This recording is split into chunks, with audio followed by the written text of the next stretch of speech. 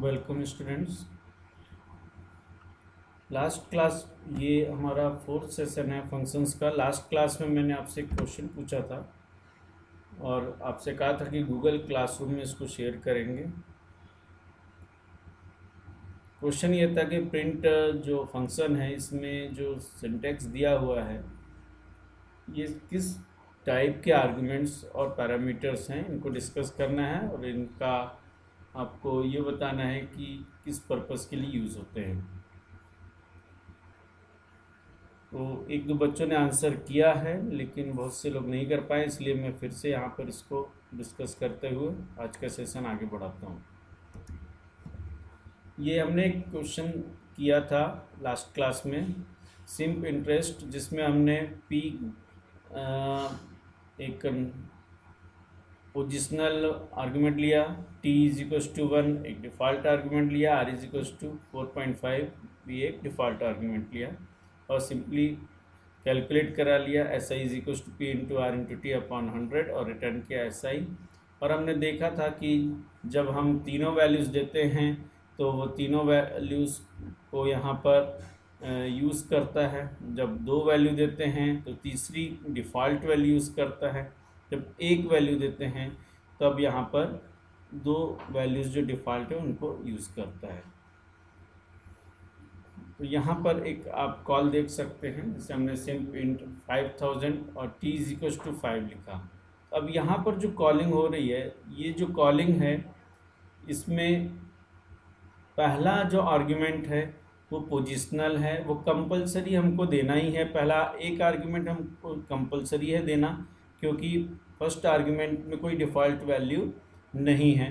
तो ये 5000 p में जाएगा और दूसरा आर्ग्यूमेंट जो है t इज इक्वल टू 5 ये यहाँ जाएगा और r की डिफ़ॉल्ट वैल्यू ले लेगा 4.5। तो यहाँ पर दो टाइप के आर्ग्यूमेंट का कॉम्बिनेशन है, पोजिशनल आर्ग्यूमेंट भी है और यहाँ पर कीवर्ड आर्ग्यूमेंट का भी यूज़ किया है और तीसरा आर्ग्यूमेंट जो है वो डिफ़ॉल्ट आर्ग्यूमेंट की तरह यूज़ होगा। तो ये तीन तरीके के आर्ग्यूमेंट का कॉम्बिनेशन यहाँ पर यूज़ हो रहा है।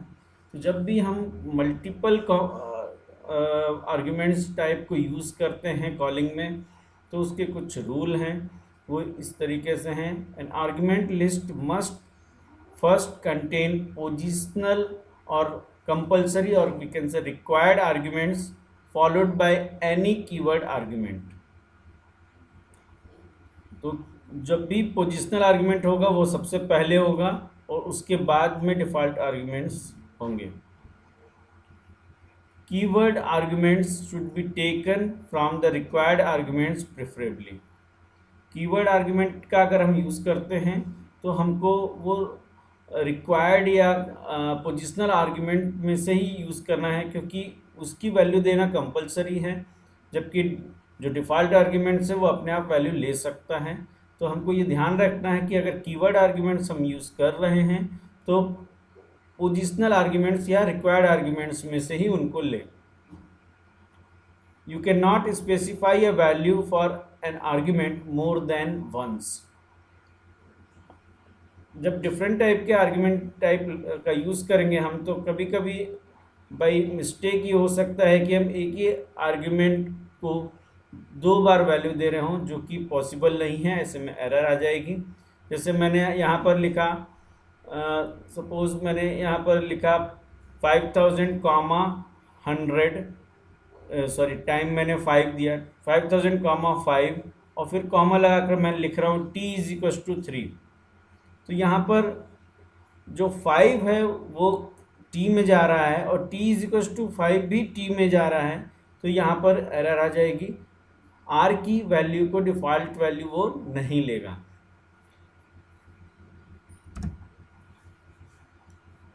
तो यहाँ पर एक हमने चार्ट बनाया है। सपोज़ इंटरेस्ट एक फंक्शन लिया हमने जिसमें 4 आर्ग्यूमेंट है, print, C, time is equal to 2, rate is equal to 0.09 और रिटर्न किया principal into time into rate. तो यहाँ पर ये जो दो आर्ग्यूमेंट है शुरू में, ये पोजिशनल आर्ग्यूमेंट है, मीन्स ये रिक्वायर्ड आर्ग्यूमेंट से देना कंपलसरी है। और यहाँ बाकी के जो दो आर्ग्यूमेंट्स हैं ये डिफ़ॉल्ट आर्ग्यूमेंट्स हैं। तो जब इस तरीके से हम कॉल करते हैं interest print is equal to 3000 CC is equal to 5, तो इसमें कोई भी परेशानी नहीं है क्योंकि चारों आर्ग्यूमेंट को वैल्यू मिल जाएगी। पहले आर्ग्यूमेंट को यहाँ पर 3000 मिल रहा है, सेकेंड आर्ग्यूमेंट को 5 मिल रहा है, थर्ड और फोर्थ डिफ़ॉल्ट वैल्यू ले लेंगे। हालांकि ये कीवर्ड आर्ग्यूमेंट का यूज़ कर रहा है लेकिन सारे पैरामीटर्स को वैल्यू मिल रही है। दूसरा जो कॉल है इसमें भी rate is equal to 0.12 keyword argument use किया, प्रिंट इज इक्वल टू 5000 ये भी कीवर्ड आर्ग्यूमेंट यूज़ किया, CC इज इक्वल टू 4 ये भी कीवर्ड आर्ग्यूमेंट यूज़ किया। तो मेरे जो जो रिक्वायर्ड आर्ग्यूमेंट है इनको वैल्यू मिल रही है, तो इसलिए इसमें भी कोई प्रॉब्लम नहीं है, ये भी लीगल है। यहाँ पर जो रेट है वो 0.12 हो जाएगा, डिफ़ॉल्ट वैल्यू नहीं लेगा, जबकि टाइम की डिफ़ॉल्ट वैल्यू ये लेगा। तीसरा जो कॉल है ये भी लीगल है क्योंकि इसमें भी जो प्रिंट और CC है इनको वैल्यू मिल रही है, जबकि टाइम को वैल्यू नहीं मिल रही है, लेकिन टाइम क्योंकि डिफ़ॉल्ट आर्ग्यूमेंट है वैल्यू ले लेगा। फोर्थ कॉल देखें हम 5003 रेट इज इक्वल टू 0.05। तो यहाँ पर तीन ही हम आर्ग्यूमेंट पास कर रहे हैं। पहला पोजिशनल आर्ग्यूमेंट है तो 5000 प्रिंट्स में जाएगा, 3 जाएगा CC में, रेट हमने टाइम दिया नहीं है तो डिफ़ॉल्ट वैल्यू ले लेगा, क्योंकि ये कीवर्ड आर्ग्यूमेंट है तो रेट में वैल्यू 0.05 जाएगी। तो ये सारे लीगल हैं, लेकिन अगर मैंने इस तरीके से लिखा रेट इज इक्वल टू 0.05 5003, तो यहाँ पर प्रॉब्लम होगी क्योंकि keyword argument before positional argument is not allowed. ये अपने आप ही पोजीशन को सेट रीसफल नहीं करता है, ये इसमें प्रॉब्लम है। इसी तरीके से ये भी इलीगल है क्योंकि 5000 हमने प्रिंट को दिया और प्रिंट में फिर 300 दे रहे हैं, तो ये ट्वाइस दे रहा है वैल्यू को, इस वजह से इसमें एरर आएगी। इसी तरीके से 5000 और प्रिंसिपल इज इक्वल टू 300 हम लिख रहे हैं, तो क्योंकि प्रिंसिपल कोई आर्ग्यूमेंट है ही नहीं, कीवर्ड नहीं है, इस वजह से ये एरर दे रहा है। 500 time is equal to 2 rate is equal to 0.05, इसमें प्रॉब्लम क्या है कि प्रिंट को तो वैल्यू मिल गई, CC को कोई वैल्यू नहीं मिल रही है और वो डिफ़ॉल्ट आर्ग्यूमेंट भी नहीं है, इस वजह से ये एरर आएगी। तो इस तरीके से आप समझ गए होंगे कि जब मिक्स ऑफ आर्ग्यूमेंट्स यूज़ होता है कॉल में तो वो कैसे डील होता है। नेक्स्ट हमारा जो आज का टॉपिक यहाँ से हम शुरू करते हैं, returning values from function. Function में हमने देखा है कि वैल्यू रिटर्न कर सकता है और वैल्यू रिटर्न नहीं भी कर सकता है, तो इस बेस पर इसको दो कैटेगरी में डिवाइड किया गया है, non void function, a function which returning some value, and void function, a function that do not return any value. Important points to remember, यहाँ आपको क्या याद रखना है, when we call a function that is returning a value, the return value is made available to the caller function or program by internally substituting the function call statement। हमने देखा है पहले भी कि जब जहाँ पर फंक्शन कॉल हो रहा है उसी जगह पर जो फंक्शन वैल्यू रिटर्न करता है वो फंक्शन कॉल को रिप्लेस करती है। तो इससे कुछ और चीज़ें हमको क्लियर होती हैं कि the return value of a function should be used in the caller function और प्रोग्राम इनसाइड एन एक्सप्रेशन और स्टेटमेंट। सपोज हमारा सिंपल इंटरेस्ट कुछ आया, 300 समथिंग कुछ आया है और वो रिटर्न होके आ रहा है कहीं पर, तो वो 300 या तो किसी एक्सप्रेशन में या स्टेटमेंट में यूज़ होना चाहिए, क्योंकि 300 केवल लिखने से कोई स्टेटमेंट नहीं बनेगा, और जब स्टेटमेंट नहीं बनेगा तो पाइथन एरर जनरेट करेगा। तो इसलिए हमको ये ध्यान रखना है कि अगर कोई फंक्शन वैल्यू रिटर्न कर रहा है तो वो किसी एक्सप्रेशन या स्टेटमेंट में यूज़ जरूर हो। Function returning a value are also known as fruitful function. ये टर्म याद रखिएगा, जो फंक्शन वैल्यू रिटर्न करते हैं उनको हम फ्रूटफुल फंक्शन कहते हैं। If a function which is returning a value called as stand alone function call, Python will not report any error but their return value is wasted. अगर function कोई value return करता है और हमने एक stand alone function की तरह उसको लिख दिया है, तो पाइथन कोई एरर जब रिपोर्ट नहीं कर रहा है, लेकिन दिक्कत क्या है कि वो वैल्यू का कोई यूटिलाइजेशन नहीं होगा। यहाँ पर ध्यान ये देना है कि पाइथन कोई एरर रिपोर्ट नहीं कर रहा है, जबकि बाकी की प्रोग्रामिंग लैंग्वेजेस एरर रिपोर्ट करते हैं इस तरीके के सिचुएशन में। The return statement ends a function execution even if it is in the middle of the function। कभी कभी हम जब लॉजिक लगाते हैं तो रिटर्न स्टेटमेंट फंक्शन के बीच में भी यूज़ करते हैं। तो इस बात का ध्यान रखना है कि जब भी रिटर्न स्टेटमेंट पर एग्जीक्यूशन पहुंचेगा वो फंक्शन को क्विट कर देगा, फंक्शन को के एग्जीक्यूशन को रोक देगा, भले ही उसमें कुछ स्टेटमेंट अभी एग्जीक्यूट होने के लिए रह गए हों। जैसे ही रिटर्न पर फंक्शन का एग्जीक्यूशन पहुंचेगा वो फंक्शन को एंड कर देगा। यहाँ पर आप देख रहे हैं चेक फंक्शन एक बना है जिसमें बीच में ये रिटर्न है और रिटर्न के बाद भी एक स्टेटमेंट लिखा है, लेकिन यहाँ क्योंकि कोई कंडीशनल स्टेटमेंट नहीं है, एक ऑर्डर में ही ये सारे एग्जीक्यूट करेंगे। तो जैसे ही ये इस स्टेटमेंट को एग्जीक्यूट करने के बाद रिटर्न पर आएगा तो ये फंक्शन को बंद कर देगा और यहाँ पर प्रिंट ए स्टेटमेंट एग्जीक्यूट नहीं हो पाएगा।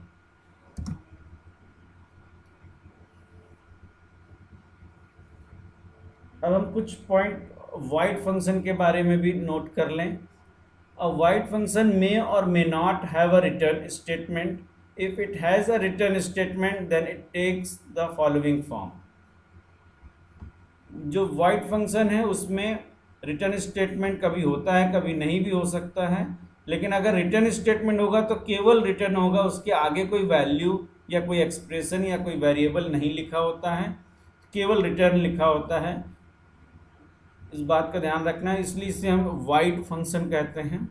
तो यहाँ पर 4 ये एग्जाम्पल आपको दिख रहे हैं जहाँ पर जो कि void फंक्शन है, क्योंकि यहाँ पर रिटर्न ये जो ग्रीट फंक्शन है यहाँ पर कोई रिटर्न नहीं हो रहा है, लास्ट स्टेटमेंट केवल सिंपल प्रिंट है। कोट फंक्शन में केवल रिटर्न लिखा हुआ है लास्ट में, ये भी void फंक्शन है। यहाँ ग्रीट 1 में भी यहाँ पर ये एक आर्गुमेंट ले रहा है लेकिन कुछ रिटर्न नहीं कर रहा है, इसको भी हम void फंक्शन कहेंगे।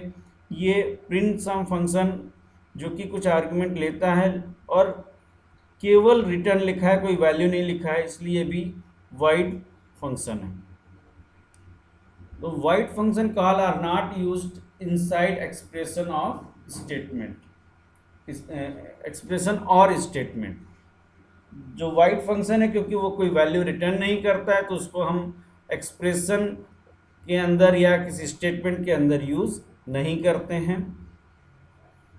इनको यूज़ करने के लिए तरीका क्या है कि जो फंक्शन कॉल है वो अपने आप में केवल स्टैंड अलोन कंप्लीट स्टेटमेंट होता है, मीन्स केवल फंक्शन कॉल ही उस लाइन में लिखा होता है। जैसे हमने कहा ग्रीट, तो ये अपने आप में कंप्लीट स्टेटमेंट है क्योंकि ये फंक्शन को कॉल करेगा, एक फंक्शन काम करेगा, उसके बाद ये नेक्स्ट स्टेटमेंट पर वापस हो जाएगा जो इस कॉल के बाद में लिखा होगा।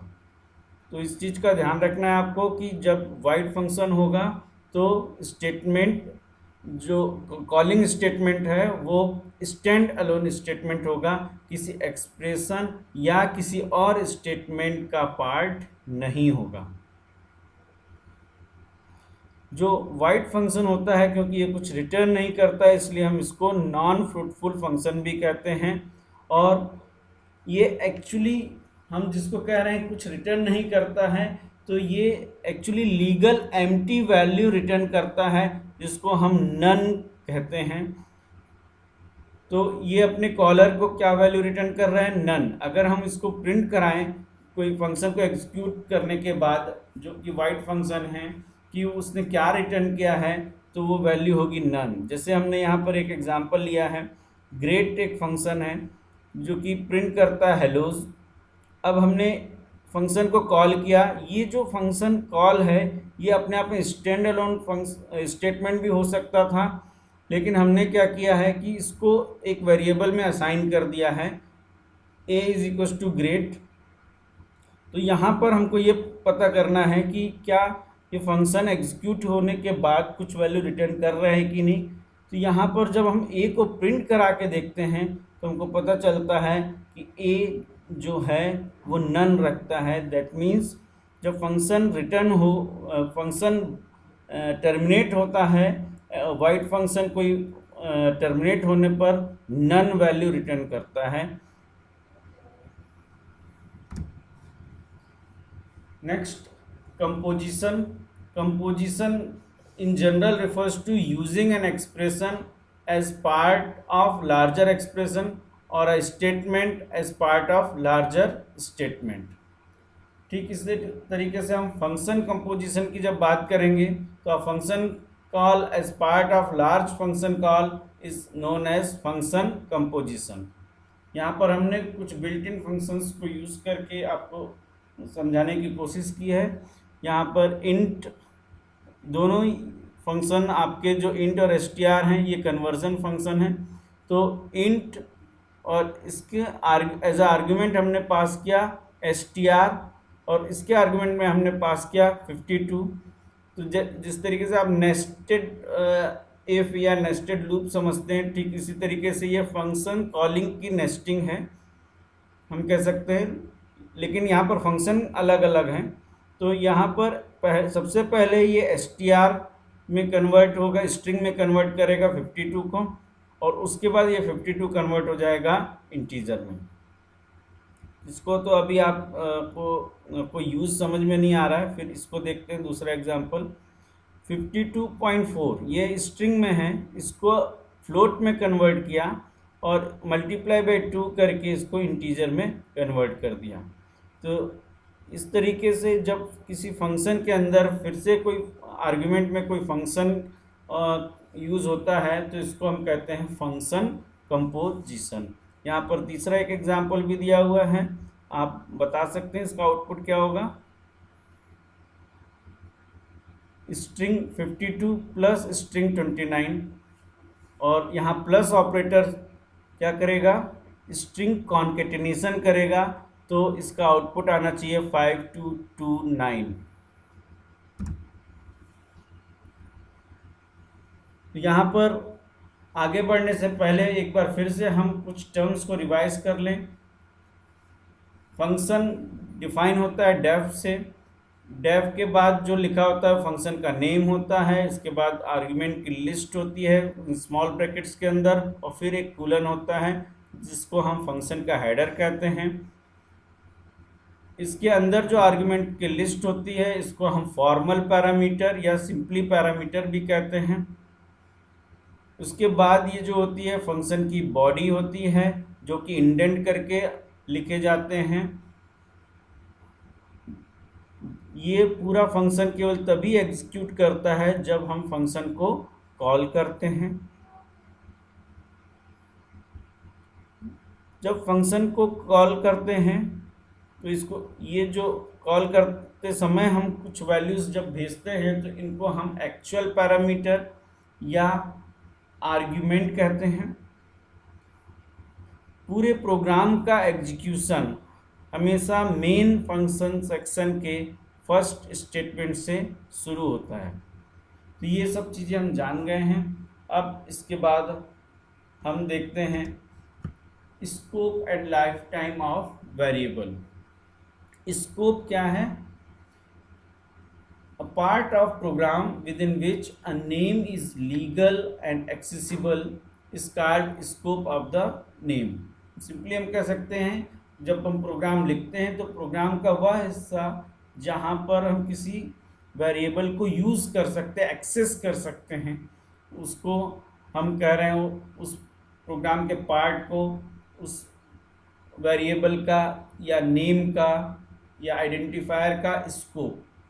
We can say that scope is the collection of variables and their values।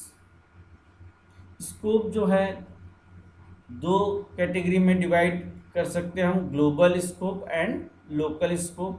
Global scope जो है मेन फंक्शन सेक्शन के अंदर जो वेरिएबल्स हैं या आइडेंटिफायर्स हैं, या फिर किसी भी फंक्शन के अंदर ना होकर के उसके बाहर जो आइडेंटिफायर्स हैं, वो सारे आइडेंटिफायर्स या नेम्स जो हैं वो ग्लोबल सेक्शन, ग्लोबल स्कोप में होते हैं।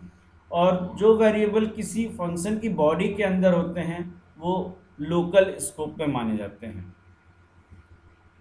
अब जब वेरिएबल ग्लोबल स्कोप में है, उसका मेमोरी में रहने का जो ड्यूरेशन है वो बहुत लंबे पीरियड होता है, जो पूरा प्रोग्राम तक रहता है।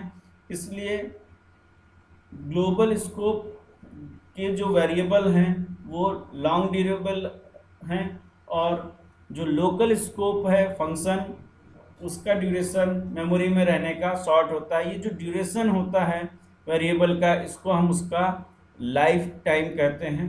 तो life time of variable is the name is the time for which a variable lives in memory. तो ये ध्यान रखना है आपको कि ग्लोबल स्कोप का लाइफ टाइम ज़्यादा है, लोकल स्कोप का लाइफ टाइम कम है। यहाँ पर हमने इस एग्जाम्पल से समझाने की कोशिश की है। एक फंक्शन बनाया calc sum x comma y z is equal to x plus y return z. ये हमने एक फंक्शन बनाया है, सम जो कैलकुलेट कर रहा है। हमने दो वेरिएबल इनपुट कराए हैं, num1 num2। फिर sum is equal to calc sum function को कॉल किया जिसके अंदर num1 कॉमा num2 पास किया है और प्रिंट कर दिया sum of given numbers is sum. यहाँ पर ये जो नम फंक्शन का एग्जीक्यूशन कहाँ से शुरू होगा? मेन के पहले स्टेटमेंट से। num1 जो है यहाँ से क्या शुरू करेगा, तो यहाँ ये जो num1 है और num2 जो है ये आपके एक्चुअल पैरामीटर्स हैं, और x और y जो हैं ये फॉर्मल पैरामीटर्स हैं। num1 क्योंकि मेन फंक्शन सेक्शन में है, ये ग्लोबल स्कोप में है। कौन कौन से वेरिएबल ग्लोबल स्कोप में है? num1 num2 और सम। जबकि x y और z ये इस फंक्शन के लोकल स्कोप में हैं। ये तब तक एग्जिस्ट करेंगे जब तक ये फंक्शन रिटर्न करके बंद नहीं हो जाता है। जैसे ये बंद होगा, ये इनका लाइफ टाइम ख़त्म हो जाएगा। तो ये जो वेरिएबल्स हैं एक्स वाई जेड ये लोकल स्कोप में है, और num1 num2 और सम ग्लोबल स्कोप में है। अब यहाँ पर दूसरा एग्जांपल देखें। यहाँ पर हमने फंक्शन को डिफाइन करने के पहले ही लिख दिया x इज इक्वल टू 5। तो ये मेन फंक्शन सेक्शन का पहला स्टेटमेंट हो गया। तो ये आपका ग्लोबल है x, ये आपका ग्लोबल y है, ये आपका ग्लोबल z है। जबकि यहाँ पर a और b जो हैं वो लोकल वेरिएबल्स हैं।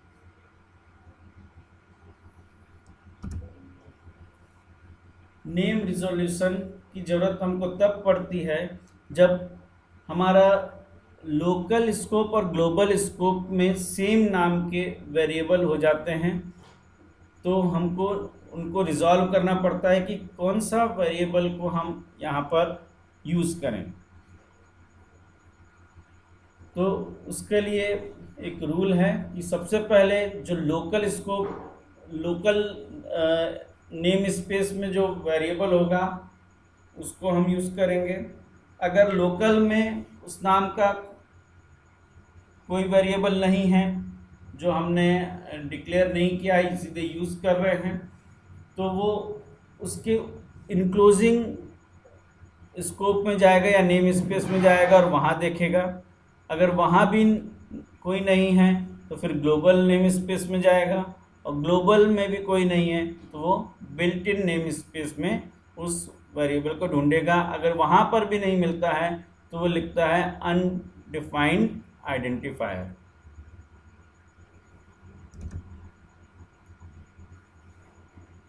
कभी कभी क्या होता है कि लोकल और ग्लोबल जो हमने लिए हुए हैं वेरिएबल्स सेम नेम के जब होते हैं और हमको ग्लोबल वेरिएबल लोकल स्कोप में यूज़ करना होता है, तो हम उसको इस तरीके से डिक्लेयर करके यूज़ कर सकते हैं। हम लिखते हैं ग्लोबल सॉरी, फिर variable name is equals to value.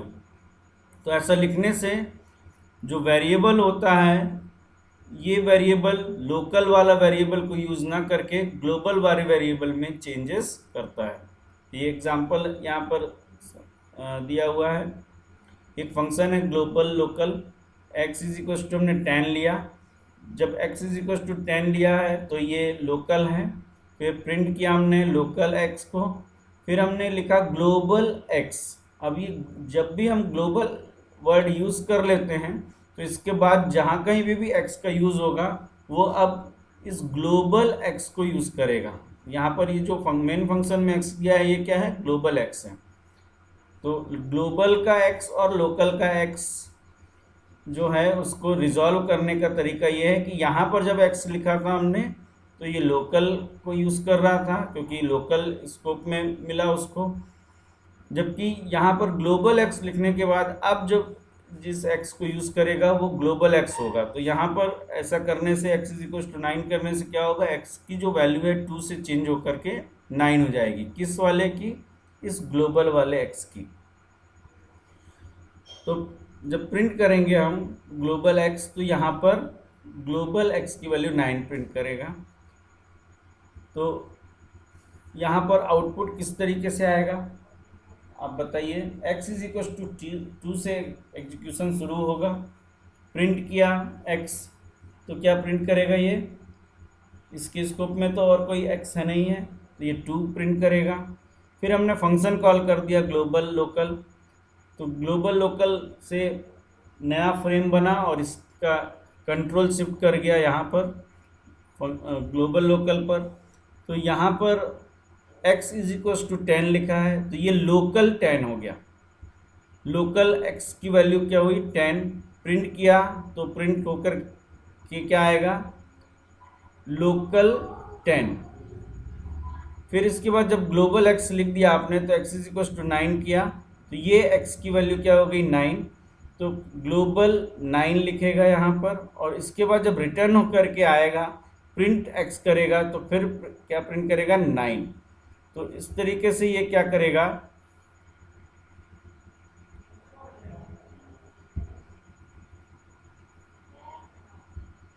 इस तरीके से ये क्या करेगा, आउटपुट क्या देगा हमको, आउटपुट हमको देगा 2। फिर हमको आउटपुट देगा लोकल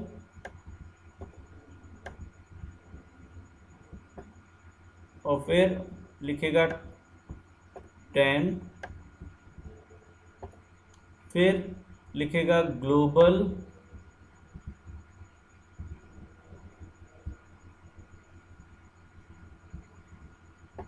और फिर यहाँ पर लिखेगा 9, और फिर यहाँ से जब रिटर्न करके यहाँ आएगा तो क्योंकि वैल्यू ग्लोबल की हमने चेंज कर दी है तो यहाँ आउटपुट हो जाएगा 9।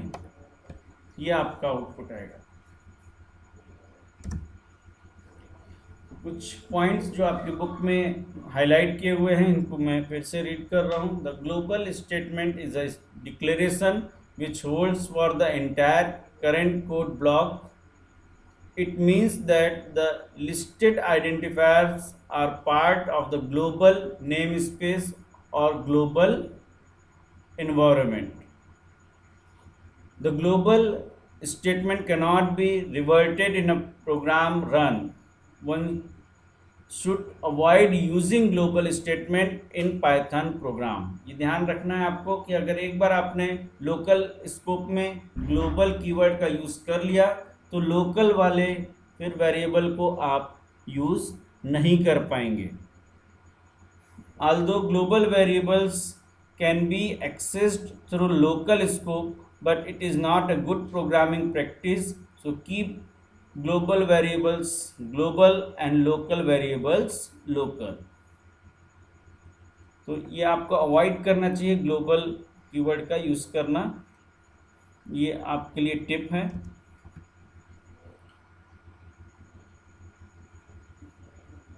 अब हम ये देखते हैं कि अभी तक हमने जितने भी आर्ग्यूमेंट पास किए सब बिल्ट इन टाइप के थे. अगर हम चाहें तो इसमें लिस्ट, डिक्शनरी, टप और बाकी जो टपल या स्ट्रिंग इस तरीके की चीज़ें भी हम पास कर सकते हैं. तो यहाँ पर एक एग्जांपल दिया है एवरेज निकालने के लिए. लिस्ट अंडरस्कोर एवरेज लिस्ट, ये फंक्शन है LST. ये फंक्शन क्या कर रहा है कि जो लिस्ट है इसकी लेंथ निकाला इसने L में. एक वेरिएबल लिया सम इज इक्वल टू 0 जिसमें हम टोटल करेंगे. लूप हमने रन किया फॉर I इन LST. एक एक एलिमेंट I में आएगा. हम इसको sum plus is equal to I के थ्रू ऐड करते जाएंगे सम में और फिर रिटर्न कर देंगे सम बाय L जो भी लेंथ है. तो जितना भी टोटल आएगा और जितने नंबर इसमें ऐड हुए हैं उसको डिवाइड करने से क्या हो जाएगा, हमको एवरेज मिल जाएगा. तो यहाँ पर ये इनपुट का यूज़ करके स्प्लिट का यूज़ किया है. स्प्लिट एक फंक्शन होता है जो कि स्पेस के बेस पर एक जो स्ट्रिंग है इसको ब्रेक कर देता है वैल्यूज़ में. तो यहाँ पर क्योंकि इनपुट फंक्शन हमेशा स्ट्रिंग के फॉर्म में वैल्यू लेगा, तो यहाँ पर जो इनपुट आया है इसको स्प्लिट कर दिया तो ये A में चला जाएगा. अब इसके बाद I in range length of A निकाल करके हमने क्या किया है AI is equal to int AI. मतलब स्ट्रिंग को हमने किस में कन्वर्ट कर दिया AI में. पहले क्या हुआ, ये जो इस तरीके से लिखा है तो इससे क्या हो रहा है कि 1 3 4 5 6 7 8 9 जो है ये पूरा का पूरा एक स्ट्रिंग है. इसको स्प्लिट किया तो एक कैरेक्टर 1 बना, फिर 3 4 5 ऐसे एक एक कैरेक्टर में ब्रेक हुआ और इसके बाद इसको हमने कन्वर्ट कर दिया इंटीजर में. ये एक लॉजिक है, आप इसको दूसरे भी तरीके से कर सकते हैं. इसमें समझाने की बात यह है कि हम कैसे फंक्शन में लिस्ट को पास करते हैं. तो ये देखिए जो A है वो लिस्ट बन गई है. अब इसके बाद हमने एवरेज एक वेरिएबल लेकर के लिस्ट अंडरस्कोर AVG और इसके अंदर हमने A को पास कर दिया. तो A क्या है, एक लिस्ट है जो कि यहाँ पर LST में रिसीव हो जाएगा और ये हमको एवरेज निकाल करके रिटर्न कर देगा जिसे हम यहाँ पर डिस्प्ले कर देंगे. तो इस तरीके से हम लिस्ट को पास कर सकते हैं और इसी तरीके से स्ट्रिंग को भी पास किया जा सकता है.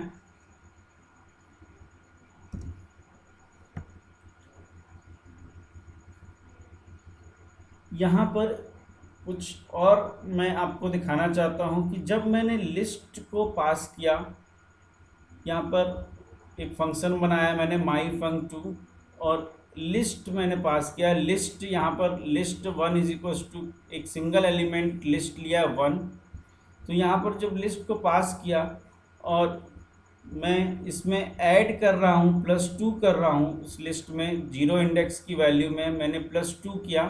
0 इंडेक्स क्या होगा, सिंगल एलिमेंट लिस्ट है तो 1 ही होगा. 1 में +2 किया तो इसकी वैल्यू क्या हो जाएगी, 3 हो जाएगी. जब इसमें चेंज मैं कुछ कर रहा हूँ इस लिस्ट में, तो यहाँ पर ये जो लिस्ट 1 पास किया है इसमें भी ऑटोमेटिकली चेंज हो जा रहा है। इसको पूरा कोड को समझ लेते हैं एक बार, फिर इसके बाद इसको समझते हैं कि ऐसा क्यों है। प्रिंट किया है हमने यहाँ पर \n\t inside called function now, तो ये मैसेज आ जाएगा जैसे ये फंक्शन कॉल होगा, इनसाइड कॉल्ड फंक्शन नाउ लिख करके आएगा। फिर उसके बाद लिस्ट रिसीव्ड करके जो लिस्ट उसने रिसीव की है वो आएगी। फिर ये +2 करने के बाद 0 एलिमेंट में +2 करने के बाद ये क्या करेगा, list with in called function after change लिखेगा और उस चेंज्ड लिस्ट को डिस्प्ले करेगा और रिटर्न कर देगा। अब यहाँ पर जो मेन फंक्शन है वहाँ पर हमने क्या किया है, list1 = 1 लेने के बाद लिस्ट बिफोर फंक्शन कॉल किया। List before function call list की वैल्यू क्या थी, और फिर फंक्शन कॉल किया इस लिस्ट के साथ में, और फिर लिस्ट आफ्टर फंक्शन कॉल इस फंक्शन लिस्ट की वैल्यू क्या थी हमने डिस्प्ले कराया है। तो इस तरीके से आ रहा है लिस्ट बिफोर फंक्शन कॉल 1, ये लिख करके आया। ये हमने अभी फंक्शन कॉल नहीं किया है तो ये जो लिस्ट है वो आगे 1। फिर इसके बाद ये \t लगा है तो शिफ्ट करके यहाँ पर आ रहा है इनसाइड कॉल्ड फंक्शन नाउ, ये जो हमने यहाँ पे देखा था पहला स्टेटमेंट। फिर इसके बाद लिस्ट रिसीव्ड में 1 गई है तो 1 आ गया है यहाँ पर एक एलिमेंट की लिस्ट। फिर इसके बाद list with in called function after change, ये जब ऑपरेशन करने के बाद प्रिंट किया तो आफ्टर चेंज क्या हो गया, 3 हो गया। और ये रिटर्न करने के बाद जब यहाँ आया और इसने यहाँ पर प्रिंट किया, तो यहाँ पर प्रिंट जो हो रहा है वो ध्यान दीजिए, लिस्ट आफ्टर फंक्शन कॉल क्या प्रिंट कर रहा है, 3। जब नॉर्मल हम वेरिएबल लेते हैं तब रिटर्न करने पर इस तरीके से एक्चुअल पैरामीटर में चेंजेस नहीं होते हैं, लेकिन लिस्ट एक म्यूटेबल डेटा टाइप है और इसको जब हम पास करते हैं और उसमें जब चेंज करते हैं तो जो एक्चुअल जो लिस्ट थी उसमें भी चेंज ऑटोमेटिकली हो जाता है। इसी को समझाने के लिए दूसरा भी एग्जाम्पल है जिसमें हमने अपेंड किया है एक लिस्ट में कुछ वैल्यूज़ को, और उसके बाद हम देख रहे हैं कि जो हमने माई लिस्ट में जो अपेंड की वैल्यूज़ और जो लिस्ट 1 है इसको जब प्रिंट कर रहे हैं तो लिस्ट 1 में भी ऑटोमेटिकली वो चेंजेस रिफ्लेक्ट हो रहे हैं। तो भले ही यहाँ पर नाम दो अलग अलग हैं लेकिन ये एक दूसरे के रेफरेंस की तरह काम करेगा और जो आपका एक्चुअल पैरामीटर है उसी में चेंज करता जाएगा। इसको इस तरह हम कह सकते हैं mutability of argument parameter and function call. Mutability of argument और parameter affects the change of value in caller function. When actual parameter is immutable, then if corresponding formal parameter is changed inside function, this change will not reflect back in the actual parameter. While when actual parameter is mutable, then if corresponding formal parameter is changed inside function, this change will reflect back in the actual parameter. और ये चीज़ हमने पहले भी discuss की थी। पहला जो चीज़ है when actual parameter is immutable, तो इम्यूटेबल के लिए हमने आपको बताया था कि जो इम्यूटेबल आर्ग्यूमेंट्स होते हैं वो हमेशा कॉल बाय वैल्यू मेथड से कॉल होते हैं, इसलिए जो एक्चुअल पैरामीटर में चेंज रिफ्लेक्ट नहीं करता है।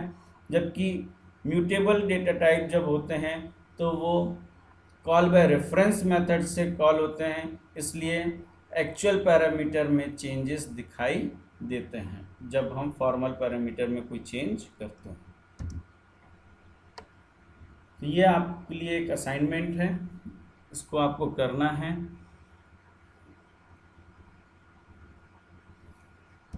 Thank you.